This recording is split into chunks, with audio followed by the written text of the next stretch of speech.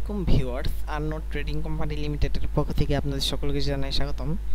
আজকে আমি আপনাদের জন্য আরও একটি নতুন মেশিনের ভিডিও নিয়ে হাজির হয়েছি। আজকে আমি আপনাদের জন্য যেই মেশিনটি নিয়ে এসেছি এটি হচ্ছে দুধ থেকে ক্রিম সেপারেট করার ক্রিম সেপারেটর মেশিন। ভিউয়ার্স, আপনারা ভিডিওতে সরাসরি দেখতে পাচ্ছেন যে একটি মেশিনের সাহায্যে দুধ থেকে ক্রিম সেপারেট করা হচ্ছে। ভিউয়ার্স, এটি হচ্ছে মূলত ইন্ডিয়ান পরশ কোম্পানির ক্রিম সেপারেটর মেশিন। আর এই মেশিনের মূলত কাজটা হচ্ছে দুধের মধ্যে ফ্যাট বা দুধের মধ্যে যে ক্রিমটি রয়েছে এই মেশিনটি দুধ থেকে ওই ফ্যাট বয় ক্রিমকে আলাদা করে।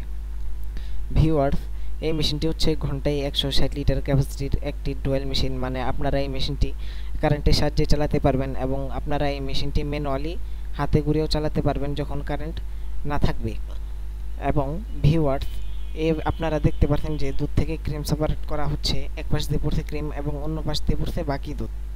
আপনারা আমাদের কাছে এর থেকে কম ক্যাপাসিটির মেশিন পাবেন, যেমন ঘন্টায় 60 লিটার ক্যাপাসিটি, এবং এর থেকে বেশি ক্যাপাসিটি যেমন ঘন্টায় 300 লিটার, 450 লিটার এবং 600 লিটার ক্যাপাসিটির মেশিনও আপনারা আমাদের কাছে পাবেন।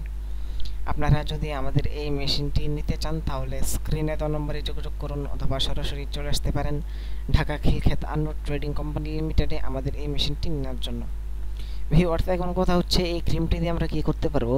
ভিউয়ার্স, এই ক্রিমটি দিয়ে আমরা 100% খাঁটি ঘি তৈরি করতে পারবো এবং বাকি যে দুধটা অবশিষ্ট রয়েছে ওই দুধটি দিয়ে আমরা মিষ্টি, লাচ্ছি, লাবাং, টক দই, মিষ্টি দই এই প্রোডাক্টগুলো তৈরি করতে পারবো।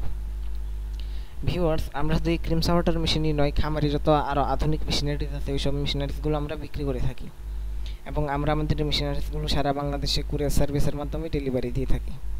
আপনারা যদি আমাদের মেশিনারিজগুলো নিতে চান তাহলে এখনই আমাদের সঙ্গে যোগাযোগ করুন। যারা যারা আমাদের চ্যানেলে নতুন তারা আমাদের চ্যানেলটি সাবস্ক্রাইব করে পাশে থাকুন, যাতে পরবর্তী কোনো নতুন মেশিনের ভিডিও সবার আগে আপনি পেয়ে যান। ততক্ষণ পর্যন্ত সবাই ভালো থাকুন, সুস্থ থাকুন। আল্লাহ হাফেজ।